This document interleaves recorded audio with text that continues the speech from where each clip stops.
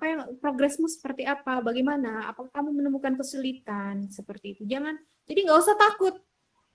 Saya ingat sekali dulu juga pertanyaan ketika wawancara beasiswa, pertanyaan dari pewawancara tuh saya tuh satu, gimana kamu biasa makan sambal di sana nggak makan sambal?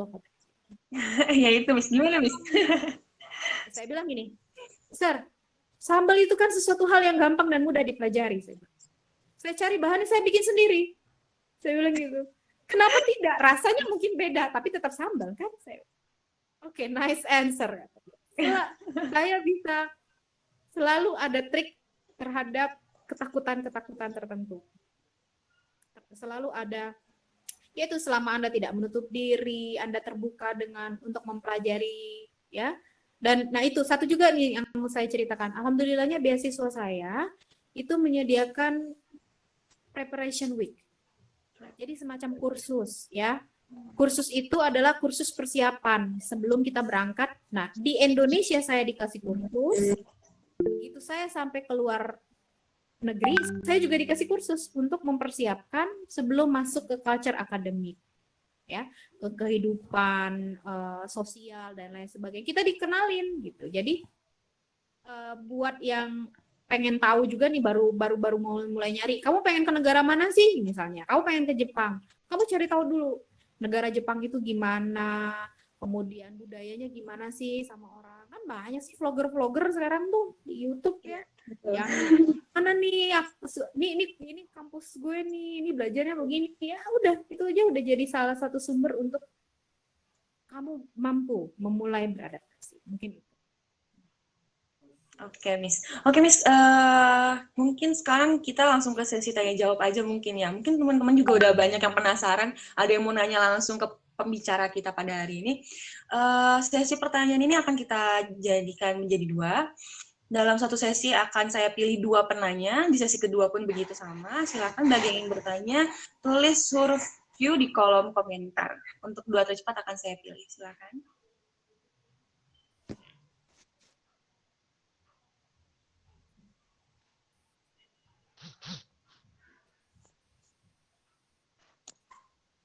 Tadi kalau Miss Winda kan seperti itu ya. Kalau Kak Jo, Kak, gimana Kak?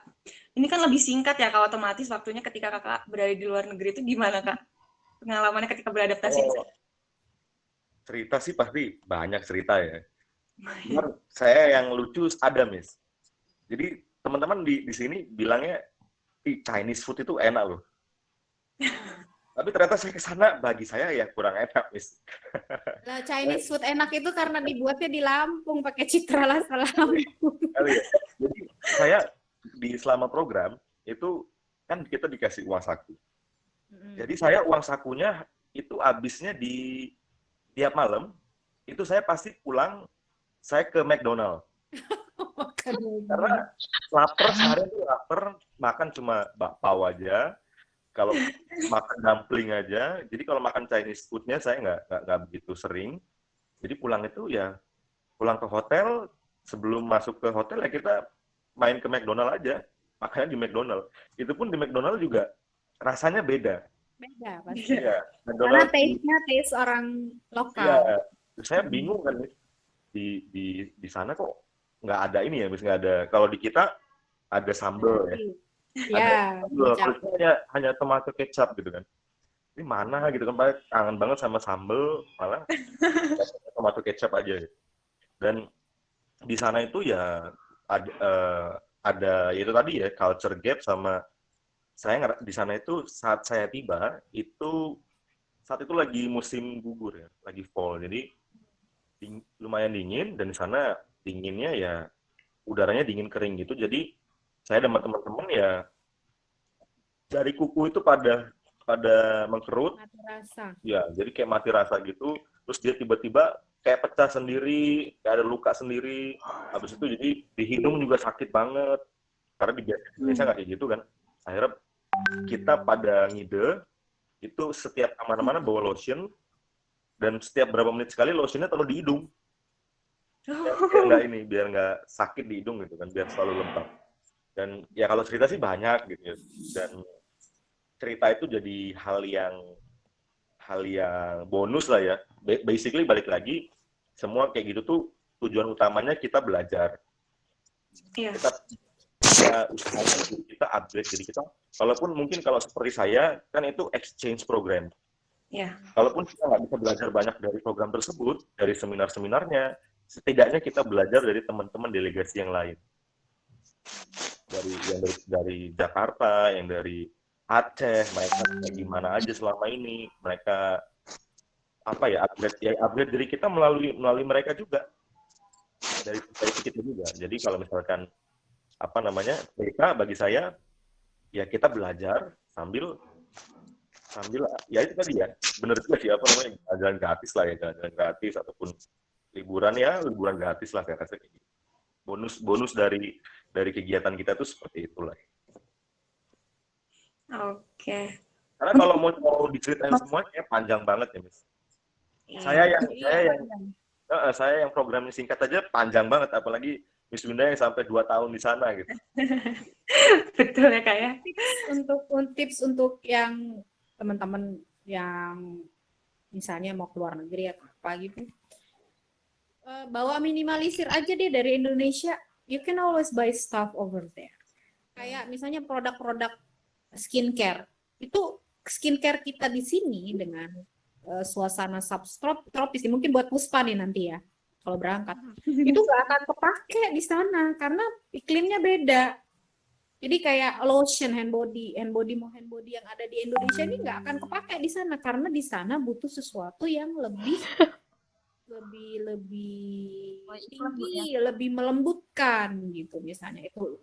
Terus paling bawa obat-obat yang benar-benar esensial ya buat kamu, karena ini makan nih ya, oke, kamu kalau Jo makan, saya paham Cina itu dia lebih ke pedas dan agak asin itu biasanya. Iya, benar, Miss. Ya, pedas dan asin. Mereka sangat suka pedas gitu. Chili flake-nya itu bisa luar biasa. Yeah. Diare. Itu bisa, itu pasti tuh. Masalah pencernaan itu pasti. Jadi mungkin yang bisa dibawa pertama itu adalah obat demam, kemudian obat perut, diare, sama obat alergi. Alergi itu bisa apa aja ya? Alergi. Jadi obat diare, obat demam, sama obat alergi. Kalau alergi kan kita bisa gatal, bisa flu, bisa apa. Nah, itu mungkin tips deh buat yang. Untuk teman-teman boleh masih kami tunggu pertanyaannya. Ya ini.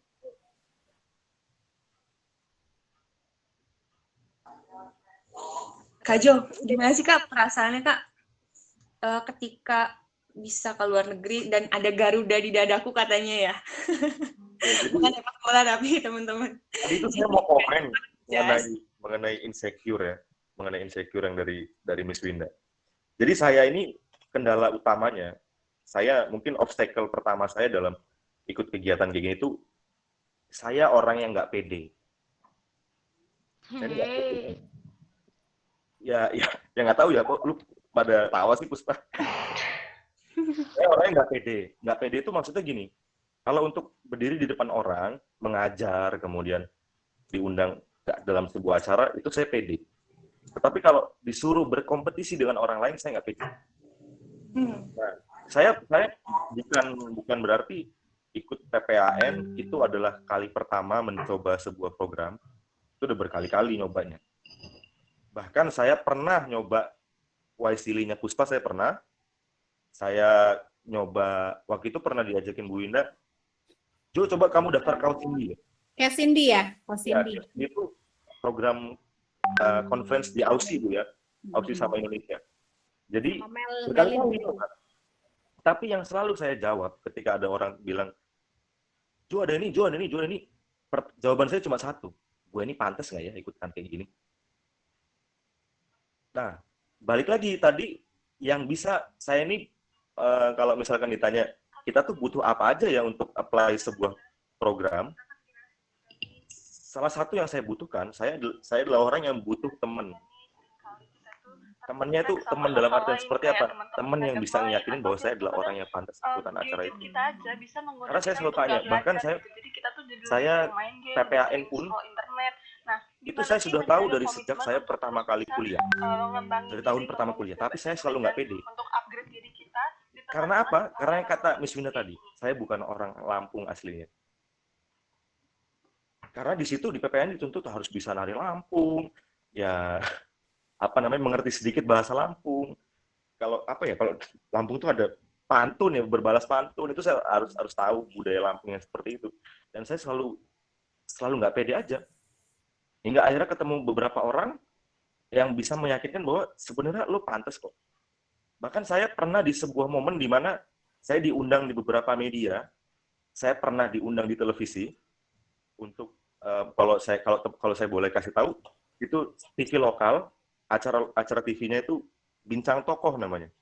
Jadi selama 1 jam full itu saya doang yang diinterview, saya doang yang ditanyain kayak talk show gini, cuma nggak ada tamu lain, cuma saya. Cuman saat itu saya bilang kan, kamu yakin ngundang saya gitu ya? Saya ini lebihnya apa gitu. Dan saya pun bilang ke beberapa teman-teman, gue nih pantas nggak masuk TV gitu ya. Gue pantas nggak ya masuk TV, gue pantas nggak ya masuk radio tuh. Kayaknya masih banyak orang lain yang lebih gitu. Cuma balik lagi, ya percaya aja bahwa ya itu tadi, dengan adanya teman-teman itu, teman-teman pada bilang, lu diundang karena mereka pun yang undang tahu bahwa lu pantas. Mereka yang ngasih tahu program itu, kenapa mereka kasih tahu ke lu? Karena mereka pun tahu lu tuh pantas gitu. Jadi seperti itu, bicara mengenai tadi insecure tadi juga ya. Saya insecure utamanya bukan gue bahasa Inggrisnya kurang atau gue keterampilan skill gue yang lainnya kurang. Kalau yang namanya kurang pastilah ada. Saya yakin. Karena beda kalau di program saya di PPAN itu kita tesnya langsung ketemu orangnya. Jadi kita ngumpulin berkas, nanti diundang, kayak persis kayak lomba. Jadi kita tahu lawan kita gitu. Saya pernah beberapa kali ya apply kayak Kausindi, kemudian Waisili. Itu kan kita apply berkas, kemudian ya kita tahu kontestannya kita tahu, tapi kita nggak ketemu langsung. Jadi rasa kita mindernya itu masih lebih berkurang lah. Kita hanya perlu yakin ke diri kita aja, kayaknya gue bisa. Tapi kalau di PPAN, kita ketemu langsung, saat itu saya ketemu dengan puluhan orang yang latar belakangnya dosen, kemudian penari asli, kemudian dia MC, dia penyiar radio, pembawa berita. Dan saya saat itu cuman mahasiswa aja. Mahasiswa ya. Ya, nggak ada kelebihan apa. Ya bukan seorang entertainer, bukan seorang broadcaster, bukan. Cuman ya saat itu yakin aja bahwa saya datang ke tempat ini, saya harus buktikan bahwa saya bisa. Saya dare myself untuk ini satu-satunya cara buat gue untuk upgrade diri gue. Kalau misalkan gue gagal, oke, fine, nggak apa-apa, tapi at least gue udah coba. Gue bukannya nggak mau upgrade diri gue, tapi gue mau. Kenapa gue mau? Ya karena gue harus upgrade diri gue. Perkara gagal atau enggak, ya itu balik lagi upaya kita. Oke, Kak. Oh, Kak, ini sudah ada yang mau bertanya nih, Kak. Dari Kak Taufik Hilmi. Selamat pagi. Maaf izin bertanya lewat chat karena sinyal agak sulit untuk mikrofon. Pertanyaan untuk Miss Winda. Selama di Melbourne, sulit atau mudah untuk menemukan komunitas muslim seperti masjid, untuk sholat atau pengajian-pengajian. Kira-kira ada nggak yang mengadakan seperti itu? Terima kasih, Miss Winda. Silakan, Miss Winda dijawab. Terima kasih. Mas Taufik ya, alhamdulillah pada waktu saya di Melbourne ada beberapa masjid, dia bentuknya nggak masjid ya, karena jangan ngarep seperti masjid di Indonesia, enggak. Dia building biasa ya, tapi di dalamnya begitu kita masuk itu sudah bentuknya masjid. Saya ketemu beberapa masjid. Ada 2 waktu itu kalau nggak salah, yang satu di Westall, yang satunya saya lupa di mana. Dan itu memang rutin melakukan kajian-kajian, pengajian dan lain sebagainya. Dan itu waktu itu lumayan jauh dari rumah saya. Jadi saya ke sana berangkatnya barengan dengan teman-teman Indonesia yang ingin pengajian. Nah, dia juga rutin mengadakan mengadakan sholat Jumat ya di situ di Westall. Itu saya ingat sekali masjid Westall, dan sampai sekarang itu masih terus melakukan kegiatan. Setiap Ramadan itu juga bikin kegiatan. Apa misalnya waktu itu saya ada pesantren kilat, saya sempat jadi pengajarnya waktu itu di situ. Jadi pengajar anak-anak kecil di apa namanya di pesantren kilat itu. Kemudian buka puasa bersama itu pasti dilakukan. Nah, komunitas Indonesia, komunitas Muslim terutama itu pasti itu ketika berada di luar itu makin kuat bondingnya, makin apa ya namanya? Karena merasa tidak memiliki orang lain terkecuali kita, gitu loh ya. Jadi hanya we just have each other. Jadi ketika ini pasti supportnya sangat luar biasa. Jadi ketika Lebaran saya satu kali Lebaran nggak pulang, Lebaran Idul Fitri bayangin dengerin takbir cuma lewat YouTube, sedih banget kan. Pengen denger takbir nih gitu. Udah puter YouTube gitu kan. Kemudian datang sholat ke masjid di lapangan basket waktu itu indoor tapi wah there were plenty of food yang kamu bisa nemuin ketupat lah apalah segala macam, you can eat as much as you want. Habis itu kamu juga bisa ngebungkus, bayangin kamu nggak akan kehilangan momen itu karena itu akhirnya kita kenal satu dengan lain. Waktu itu sempat juga anak-anak pesantren kilat saya bikin operet singkat, jadi saya ngajarin kita bikin operet singkat, operet Ramadan, dan itu ya nggak susah Mas Taufik. Pada ini ada kegiatan ya Miss ya, masih ada kegiatan-kegiatan ini. Tetap jalan kegiatan itu tetap jalan, ada kajian-kajian. Anda bisa tetap jalan situ. Dan itu juga gampang untuk diakses kok. Dalam artian gini, transportasi di kota-kota internasional itu, kota-kota luar negeri itu biasanya sudah sangat bagus ya. Sangat bagus. Jadi saya ke sana itu bisa naik bus atau naik kereta. Habis itu pasti jalan kaki gitu kan misalnya. Dan ya nggak akan susah. Alhamdulillah berdasarkan pengalaman saya itu mudah untuk menemukan teman-teman yang sesama muslim. Dan satu lagi di kampus pun itu kami punya religious center namanya Rotunda, nama gedungnya religious center, itu dekat dengan student center. Jadi gedung PKM mahasiswa, sebelahnya itu adalah gedung religious. Jadi untuk setiap agama itu disediakan ruangannya. Jadi kayak musola untuk laki-laki, musola untuk perempuan di setiap kampus itu. Di setiap kampus saya, walaupun tinggalnya dekat Monash Clayton, saya sebenarnya kuliahnya di Monash Caulfield sekitar 15-20 menit dengan bus. Di Caulfield pun kampus Caulfield saya ada religious centernya, jadi ada musolanya. Jadi alhamdulillah diperhatikan gitu hak-hak kita sebagai seorang manusia untuk menjalankan keyakinan. Mungkin itu Mas Taufik ya. Oke, pertanyaan selanjutnya. Kak Kolifaturan Satisa, silakan boleh dinyalakan mikrofonnya. Pertanyaannya apa? Ditujukan kepada siapa? Silakan. Assalamualaikum warahmatullahi wabarakatuh. Waalaikumsalam. Selamat pagi semuanya. Nama saya Tisa. Di sini saya ingin bertanya kepada para pembicara. Jadi kan para pembicara ini sudah menerima beasiswa atau pertukaran pelajar. Pertanyaan saya adalah, menurut pendapat masing-masing, seberapa pentingkah beasiswa ini untuk karir kita di masa depan? Atau karir masing-masing pembicara ini menurut masing-masing pendapatnya ini bagaimana pentingnya sebuah beasiswa itu untuk karir di masa depan? Terima kasih. Oke. Terima kasih Kak atas pertanyaannya. Jadi intinya adalah bagaimana mungkin bukan beasiswanya kali ya, pendidikannya ya, pengalamannya ya. Karena kalau beasiswanya mah ya itu kan alat untuk mendapatkan pengalamannya. Boleh dari Kak siapa ya? Bingung. Kak Puspa dulu deh boleh.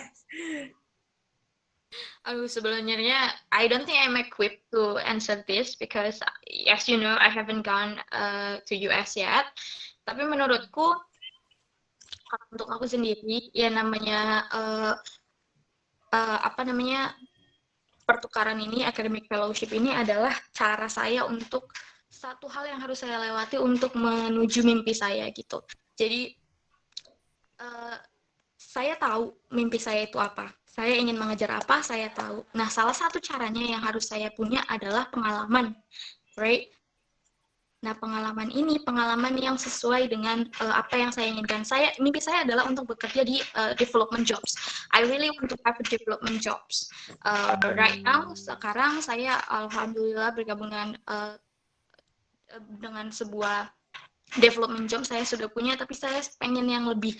Saya bergabung dalam Edelweiss Center for Sustainable Development dan di Center Unila, tapi saya pengen lebih gitu. Jadi mimpi saya adalah untuk dapat development jobs. Nah, apa sih yang dibutuhkan development jobs? Itu pengalaman yang berhubungan dengan development gitu. Nah, jadi itulah kenapa saya pursue wisely gitu. Jadi saya punya steps. Saya pengen apa, saya tahu mimpi saya apa, dan saya make steps ya, saya tuliskan step apa yang harus saya lakukan, apa yang harus saya capai untuk mencapai mimpi itu. Akhirnya alhamdulillahnya Wisely ini adalah sudah dapat gitu salah satunya, walaupun belum pergi, tapi at least ya I'm in the right path kayak gitu. Jadi menurut saya Tisa, pertama adalah kamu harus tahu dulu kamu tuh mau ngejar apa. Nah, jadikanlah beasiswa ini pengalamannya sebagai salah satu jalan untuk mengejar impian kamu itu. Thank you. Oke, kalau dari Miss Winda gimana, Miss? Oke. Kalau untuk saya jelas, karena karir saya sudah jelas ya. Dari awal saya adalah dosen. Jadi kalau saya sebenarnya it's so plain to see gitu. Kalau seorang dosen itu memang harus melanjutkan pendidikan tinggi. Beasiswanya terus manfaatnya ya jelas. Kalau saya sudah jadi dosen, saya nggak mau dong keluar duit sendiri dong. Beasiswa banyak gitu kan. Oh, kalau saya keluar uang sendiri mah ya sama aja bohong gitu kan. Nah, tetapi the point of having a broad scholarship or a broad educational background adalah you can see things from different point of view. Orang-orang yang pernah melihat pernah bertemu, pernah berada dalam lingkungan yang berbeda dengan budaya kamu berasal, biasanya akan lebih memiliki pemikiran dan wawasan yang lebih luas. Tanya sama Jo. Dia ketika memandang sesuatu hal, itu tidak akan lagi berpikir secara lokal. Dia akan sudah mulai melihatnya secara komprehensif. Misalnya begini, ketika melihat situasi saya pernah dulu membimbing seorang mahasiswa. Mungkin dalam conventional situation, dosen akan berpikir bahwa oke, pokoknya kalau saya kasih tahu kamu sesuatu, kamu cari tahu sendirilah. Ya. Tapi itu saya tidak terapkan itu. Karena apa? Ketika saya ini contoh sederhana aja, simple. Ketika saya menulis tesis, supervisor saya bilang, sebelum kamu menulis, kamu harus membaca. Jadi saya ditugaskan oleh dia membaca 6 bulan. 6 bulan sebelum nulis skripsi. Bayangin, 6 bulan ya untuk membaca. Kenapa terlalu lama, saya bilang? No, you have to read something before you write down something. Nah, kenapa? Agar di kepalamu penuh dengan kerangka pengetahuan sebelum kamu menulis. Gitu. Nah, saya menemukan permasalahan bahwa ternyata yang jadi problem ketika mahasiswa menulis skripsi adalah kurangnya kerangka pengetahuan. Karena mereka kurang membaca. Maka ketika begitu saya sampai di Indonesia, saya mulai Winda ini dosen komunikasi loh, mereka paling tidak 1 bulan untuk membaca.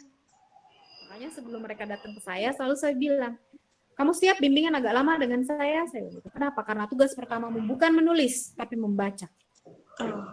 Kamu ketemu dengan saya setiap minggu bawa minimal 2 buku, kita diskusi yang berhubungan dengan temamu. Karena hal-hal yang seperti itu. Nah, terus kita ketemu dengan berbagai macam orang, berbagai macam karakter di luar negeri. You dealing dengan dirimu sendiri, menghadapi sesuatu. Oke. Ketika orang mulai julid nih terhadap pemimpin, misalnya pada waktu Jokowi, Jokowi pencitraan terus dan sebagainya gitu. Tapi saya ngelihatnya, wah citra itu kan penting loh. Dia pemimpin, dia harus bangun citra, nggak mungkin karena itu yang dilakukan oleh pemerintah pemimpin-pemimpin di Australia. Dia membangun citra dan lain sebagainya. So, ya, that's the point yang benar-benar selain tadi yang direct benefit ya, karena saya seorang dosen, saya harus apa namanya memang melanjutkan pendidikan gitu ya dengan beasiswa.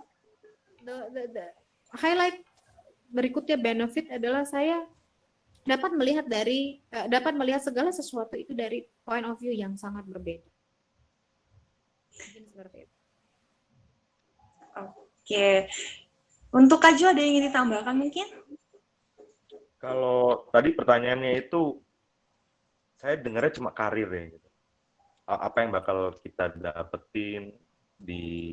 Sebenarnya saya berpikir gini, nggak usah bicara mengenai karir aja dulu. Bicara mengenai kehidupan teman-teman saat jadi mahasiswa, ketika dapat kesempatan yang sangat langka ini, apa sih yang kita dapat saat kita masih jadi mahasiswa? Yang saya rasakan dulu saat saya jadi mahasiswa semester akhir, itu kayak apa ya? Saya punya kemudahan dalam banyak hal. Ketika pulang dari Tiongkok, itu memang hal pertama yang saya dapatkan itu ya benar kata Miss Wina tadi ya. The way how I look something itu pasti selalu punya point of view yang banyak.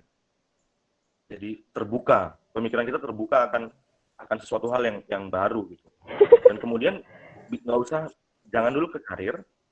Ketika sampai pulang ke Indonesia, itu kayak saya nggak mau munafik lah, saya mau bilang ke teman-teman bahwa ketika kita pulang dari semua kegiatan itu kayak semua orang yang tadinya ngeliatin kita karena kita ngomong pakai bahasa Inggris di kantin yang malu-maluin tadi, ngeliatin kita bukan lagi dengan cara seperti itu. Ih, gila nih Jojo habis pulang dari Cina nih. Ih, Puspa nih baru pulang dari Amerika nih. Mereka ngeliat kita dengan cara yang berubah lah. Iya. Udah nggak lagi yakin lu ngapain sih ngomong pakai bahasa Inggris kayak gitu. Itu yang pertama ya, pas mahasiswa. Kemudian yang kita dapetin lagi adalah kesempatan yang jauh lebih banyak lagi. Ya, betul. Kita pulang nih dari Tiongkok. Saya pulang dari Tiongkok. Dapat teman-teman seluruh Indonesia yang mereka itu pernah ikut punyanya Puspa Waisili. Teman saya yang dari Papua itu pulang dari Papua, Miss Winda. Ya jadi kita kayak punya teman yang banyak yang nambah lagi tadi. Jaringan. Nambah koneksi. Society kita nambah. Jadi kalau kita mau tahu mengenai suatu waktu kita mau, gue juga pengen nyoba AS deh gitu. Ada temen yang AS ada. Kemudian yang teman-teman yang di program Waisili juga ada. Program-program lain pun juga ada. Itu dari saat kita mahasiswa ya. Kemudian ketika kita mau di karir selanjutnya, saya pernah ada di sebuah momen di mana mungkin di antara ketiga pembicara ini, saya yang ada di dunia pekerjaan yang konvensional adalah saya. Dan saya ketika selesai kuliah, itu pernah ada di sebuah momen, saya dalam 1 bulan yang sama, itu diterima di 4 pekerjaan secara bersamaan. Dan itu saya bisa bilang gini, ya saya sangat beruntung banget, karena ada kesempatan yang saya pernah capai, sebuah achievement yang saya capai, at least kita masukin berkas saja orang udah pilih punya kita gitu. Itu dari seleksi berkas itu udah kayak gitu. Selebihnya tinggal ya kita bagaimana caranya tadi ya. Yang utama itu gini, gelar yang kita dapat, misalkan saya duta pemuda provinsi dan internasional gitu, national delegate, itu hanya pengantar di seleksi berkas saja. Selebihnya di interview, di FGD, LGD, itu nanti dari pengalaman yang kita dapat. Pengalaman kita selama ikut program tersebut. Itulah yang saya bisa bilang dulu teman-teman, saya sorry to say kayak ada beberapa teman-teman yang ngomong kesulitan nyari pekerjaan, kemudian ya saya nggak, ya sorry to say lah ya, ada yang seperti itu, tapi saya bersyukur sekali bahwa saya saat itu tidak begitu khawatir, karena alhamdulillahnya nyoba apply di sini dipanggil, nyoba masukin ke sini dipanggil gitu. Dan nggak hanya dipanggil, at least sampai di tahap-tahapan akhir dan bahkan diterima gitu. Jadi kalau misalkan mau bilang bahwa apakah ini sangat menunjang karir, bagi saya dan pengalaman saya itu sangat menunjang karir. Saya rasa sih seperti itu ya. Karena misalkan gini, dari anggaplah PPAN. Dalam 1 tahun, satu provinsi hanya 1 orang. Dan itu punya saya. Dan itu saya maksudnya. At least kalau saya berkompetisi dengan orang lain di luar lingkup itu, saya udah punya gelar sedikit. Udah punya nilai tambah. Iya, nilai tambah sedikit yang orang lain nggak punya. Kenapa nggak punya? Ya setahun cuma 1 orang. Ya itu tadi karena mendapatkannya nggak mudah. Ya. Itu jadi udah punya nilai lebih itu. Ya, benar. Saya rasa sih seperti itu ya. Jadi sangat bermanfaat ya kayak dalam kehidupan sehari nantinya untuk masa depan juga seperti itu mungkin ya Kak. Oportunitas sebenarnya mungkin ya Santika. Ada banyak oportunitas yang terbuka untuk saya gini. Ada kayak di kantor saya misalnya, ada peluang untuk menjadi visiting professor ke luar negeri. Otomatis kan dicari yang pernah menempuh pendidikan ke luar negeri. Iya. Ya, itu dulu saringan pertama ya. Nggak banyak kan, hanya paling 2, 3, 4 orang gitu. Iya. Nah, nanti dari itu baru dilihat kompetensinya. Oke, ternyata dia oke, kemudian dipilih. Nah, nanti mungkin kalau ada yang minat, tertarik, saya akan jadi visiting professor, kita akan mengadakan summer course September nanti, saya akan mengajar di Kroasia. Ya, harusnya saya berangkat ke Kroasia ini September ini, tapi karena pandemi, akhirnya nanti virtual class, siapa tahu ada yang berminat nanti bisa join. Jadi hal-hal yang kayak gitu tuh, oportunitas yang kayak gitu. Oke, kita langsung ke sesi 2 aja gimana? Ini ada pertanyaan lain kayaknya ya? Ya, dari Kak Feni Dwi Janiarti. Pertanyaan saya adalah bagaimana cara kita menemukan teman yang punya tujuan yang sama dengan kita? Apalagi dalam hal mencoba untuk belajar berbicara bahasa Inggris. Karena itu adalah tantangan terbesar, karena itu adalah tantangan terbesar saya. Saya punya basic, tapi saya malu untuk mengungkapkannya. Dan itu hal yang sering membuat saya minder dengan teman-teman yang lain. Boleh mungkin... Nah, itu ada lanjutan nih kayaknya. Masih ada lanjutannya? Dan untuk beasiswa, saya merupakan anak yang bisa dibilang penakut. Jadi orang tua saya sering merasa takut kalau saya jauh dari mereka. Jadi pertanyaan saya, bagaimana cara kita meyakinkan orang tua mengenai kuliah di luar negeri kalau saya itu bisa mengatasi rasa takut itu? Kayaknya Mbak Feni, saya mau jawab deh pertanyaan Mbak Feni untuk yang ini ya, Langsung Mbak Ayu ya. Karena ini pertanyaan yang sama juga untuk saya. Ini problemnya sama Mbak Feni, kita sama Mbak Feni ya. Jadi dulu ketika saya untuk pertanyaan yang orang tua ya, saya mendaftarkan diri saya dulu dapat izin untuk ke luar negeri itu susah Mbak Feni. Susah sekali. Kalau ayah saya, terutama dari ibu saya, kalau ayah saya mah kemana kamu mau pergi katanya. Karena apa? Saya anak pertama, saya itu perempuan ya, jelas ya, anak pertama perempuan, udah gitu sakit-sakitan dulu, ya. Zaman kecilnya itu paling penyakitan dibandingkan adik-adik saya. Dan pertanyaan ibu saya selalu sama, gimana nanti kamu di luar, gimana nanti kalau kamu sakit, makanmu gimana nanti kalau diganggu oleh laki-laki apa segala macam gitu. Dan for you all information ya, untuk informasi kalian semua, saya baru pertama kali naik pesawat terbang dan itu langsung ke Australia 8 jam. Jadi dalam seumur hidup saya itu baru pertama kali naik pesawat terbang itu adalah langsung ke Australia. Jadi itu serba pertama untuk saya. Yang saya bisa lakukan pada waktu itu karena keinginan saya sudah sangat demikian besar, Mbak Feni. Saya tunjukkan kepada ibu saya. Kalau hanya sekadar sakit, demam, itu saya nggak ngomong. Saya sembuhkan sendiri. Saya cari obat, saya tidur, saya istirahat, saya masuk ke kamar. Jadi saya berupaya menunjukkan selama 2 tahun itu bahwa saya adalah orang yang mandiri. Saya bukan penakut. Yang biasanya kalau pulang dari ngajar itu harus dijemput misalnya. Saya buktikan saya bisa pulang dengan sendiri. Posisinya malam, saya naik ojek, saya naik apa. Saya buktikan selama 1 tahun lah. 1 tahun bahwa saya bisa mandiri. Saya tidak penakut. Kalau ada permasalahan apapun saya solve sendiri selama saya tidak membutuhkan bantuan yang sangat signifikan. Nah, setelah 1 tahun, ibu saya melihat bahwa oh saya orangnya mandiri, saya tidak penakut, saya berani pergi sendiri, saya dan segala macam. Posisinya sudah dosen lah itu Mbak Feni, masih tetap dianggap ya untuk seorang ibu kita tetaplah seorang anak kecil ya. 1 tahun saya tunjukkan saya mampu mandiri, saya mampu dan lain sebagainya. Akhirnya SIM itu keluar. Surat izin untuk berangkat ke luar negeri. Itu akhirnya finally keluar.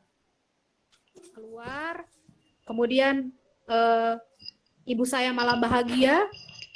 Ya kan saya keluar negeri. Bahkan waktu itu ada yang bertanya, kok ya perbincangan ibu-ibu ya, kok Bu dibiarin sih anaknya gadis sendirian ke luar negeri, belum nikah lagi, nanti pulang-pulangnya jadi perawan tua. It's a classic problem. Ibu saya bilang, anak saya berangkat ke luar negeri itu untuk sekolah, bukan untuk bekerja. Jadi dia akan pulang membawa gelar. Jadi saya nggak takut nggak ada laki-laki yang mau seperti itu. Pasti ada laki-laki yang mau. That's my mom yang tadinya bilang, aduh anak saya ini padahal anak saya anak pertama ya, paling ringkih, paling apa gitu. Paling takut lah, nggak pernah seumur hidup, belum pernah ngekos saya, belum pernah jauh dari orang tua. Kalau adik-adik saya sudah belang-lang buana kemana-mana gitu. Ya, jadi saya merasa kayak saya anak bungsu malah. Tapi karena itu prosesnya panjang Mbak Feni. Jadi kalau memang betul kamu dianggap seperti itu penakut, mulai tunjukkan dari sekarang bahwa kamu adalah anak yang pemberani. Tapi dari dirimu sendiri dulu dimulainya. Gitu ya. Terus mungkin yang pertanyaan pertama nih minder nih kayaknya udah dijawab tadi sama si Jo ya. Iya Bu, ikut komunitas. Iya, ikut community gitu ya Jo ya. Tadi kayaknya. Sebenarnya jawabannya cuma satu sih Bu. Kalau itu kalau nggak kita nyari. Yang kedua adalah it just naturally found gitu. Apa gimana? Ya kalau nggak kita nyari sendiri, karena itu nemuinnya gimana ya? It just naturally found aja. Iya, it's destiny. It is a destiny. Saya Saya bisa ketemu dengan Jo, saya juga bisa ketemu dengan ini anak-anak saya nih, Joshua, Puspa. Saya ngajar dulu di kelasnya Puspa. Saya masih ingat tadi Puspa ngomong yang terbayang di kepala saya, Puspa pakai baju apa, Pus? Dewi Yunani itu, Pus. Waktu apa itu ya? Di kelas HI ya, BI saya dia pakai baju Dewi Yunani itu. Ya jadi it is a destiny. Kalau dulu Pak Supriyatin Hali tidak merekomendasikan saya ke Jo ya waktu itu untuk ngobrol sama Risha, saya ingat nih ada pembicara cilik. Halo. Ya, mungkin kita nggak bisa spek my second child spek ini nggak akan umur 7 tahun, hampir 7 ya? Ya, hampir 6 tahun lah. Hampir 6 tahun, karena seumuran dengan yang ini nih. Seumuran. Dulu kita masih di perut ini waktu mulai merintis spek. Oke, mungkin itu buat Mbak Feni. Kembali ke Mbak Santika.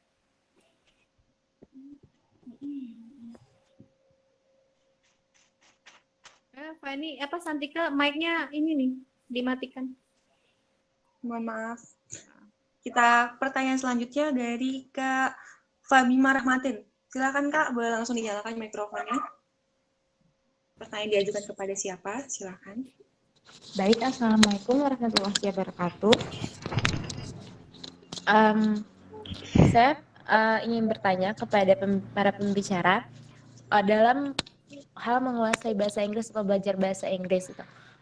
Terkadang di lain kesempatan kita tuh selalu punya kendala dalam itu. Contohnya kayak apalagi dalam zaman sekarang yang globalisasi dan juga komunikasinya semakin canggih, terkadang ada hal buruk yang juga datang kepada kita, kayak contohnya dalam HP sendiri yang kita belajar dari sana, lewat sana, tapi itu juga jadi gangguan diri kita. Jadi kayak kita nggak punya komitmen untuk belajar gitu.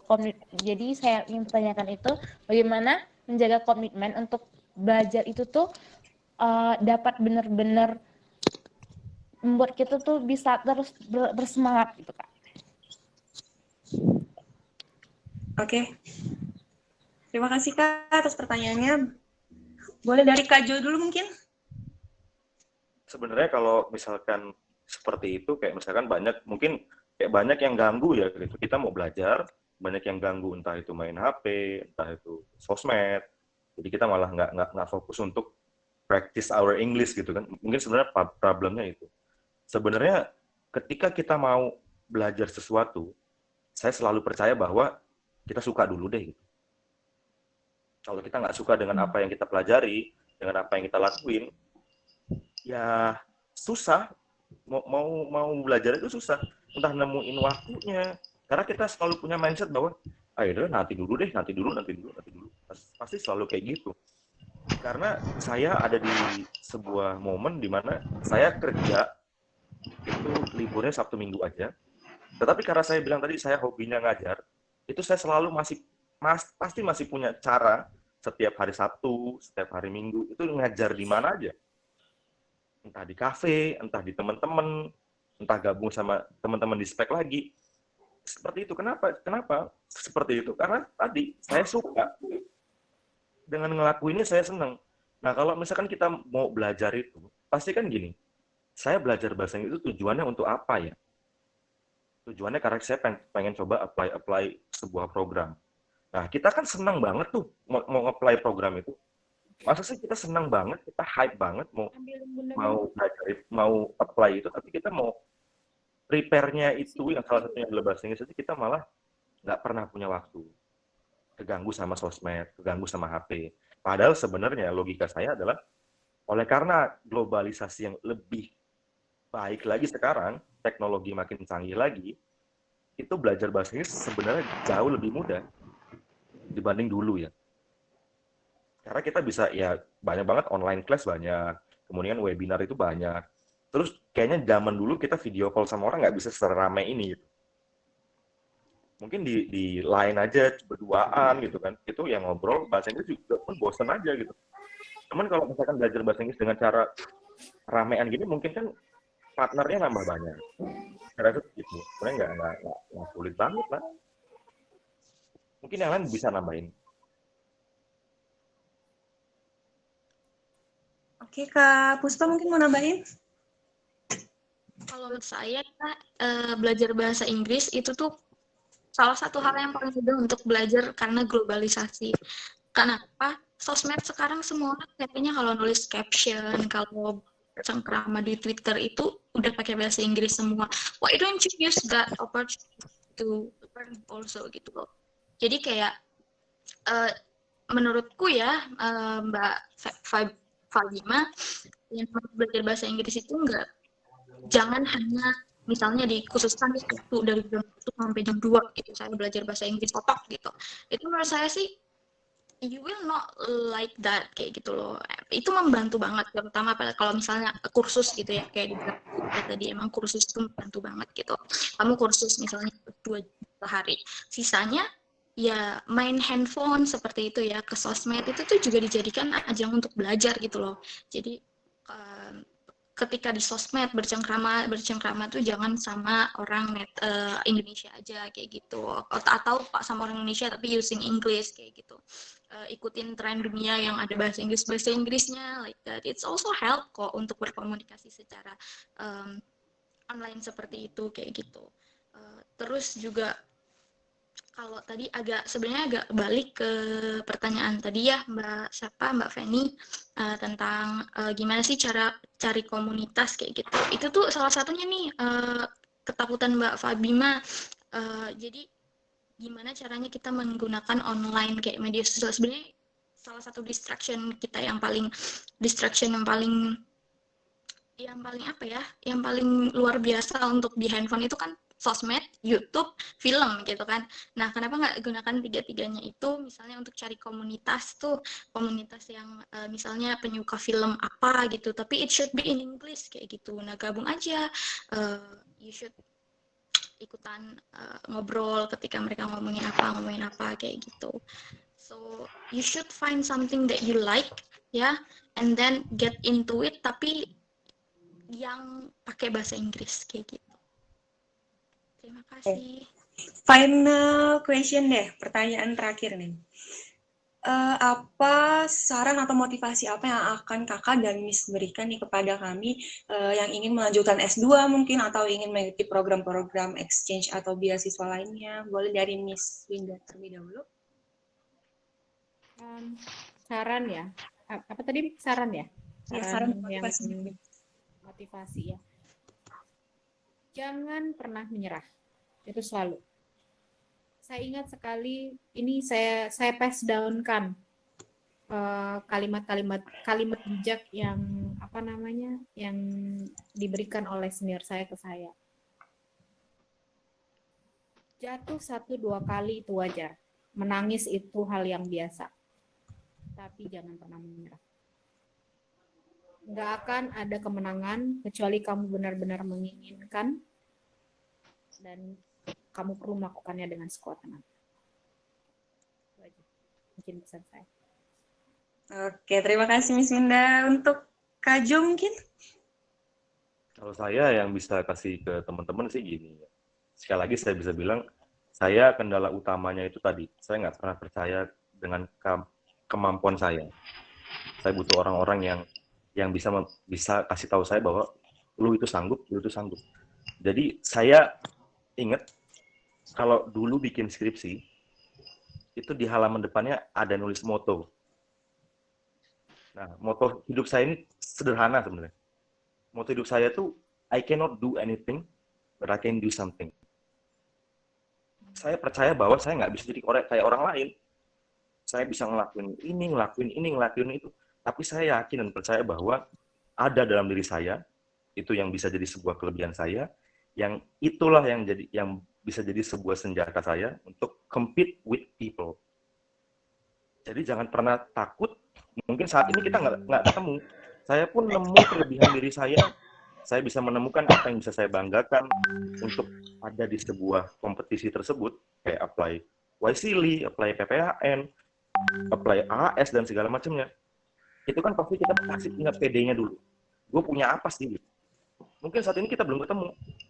Tapi yakin deh, kalau kita mau cari terus, pasti akan nemu. Dan jangan pernah takut gagal. Saya gagal berapa kali.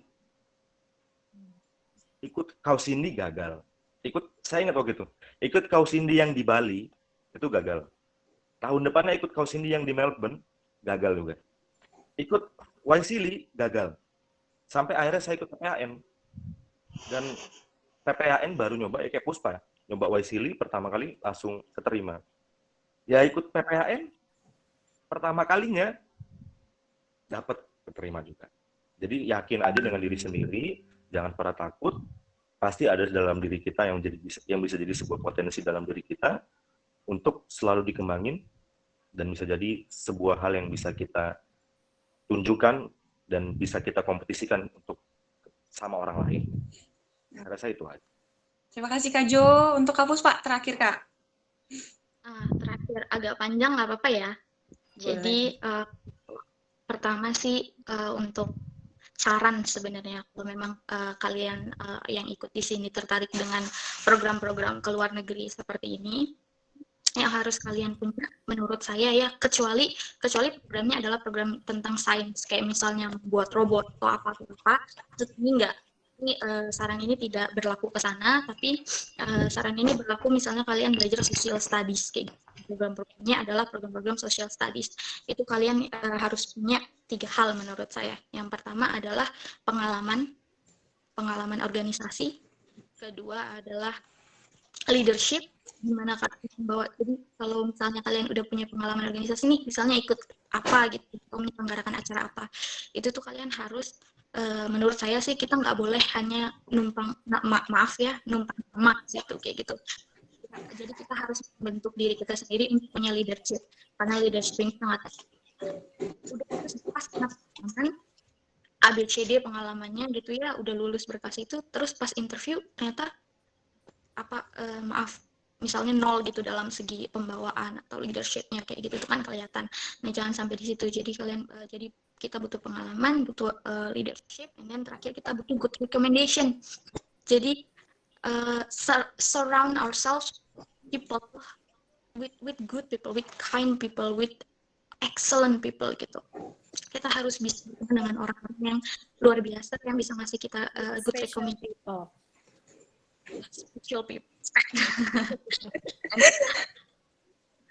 But really, good recommendation is really needed. Ketika kita mau ikut ABCD itu kita pasti rekomendasi itu dari kita harus bikin rekomendasi yang baik. Kita harus punya orang yang be willing to sign the recommendation letter and so on kayak gitu. Kemudian please think highly of yourself.